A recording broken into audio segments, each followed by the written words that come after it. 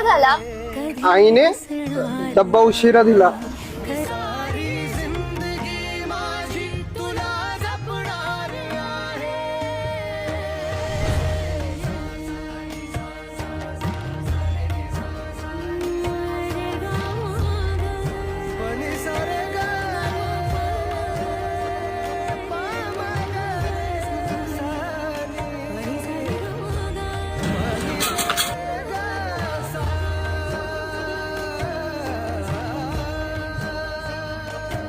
आईला या बोंड्याला 10 वेळा सांगितलं तरी आपल्या पार्किंगला रिक्षा लावतो.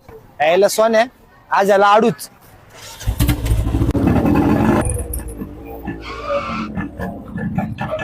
ए बोंडे, तू जरा येडा आहे का रे डोक्यात?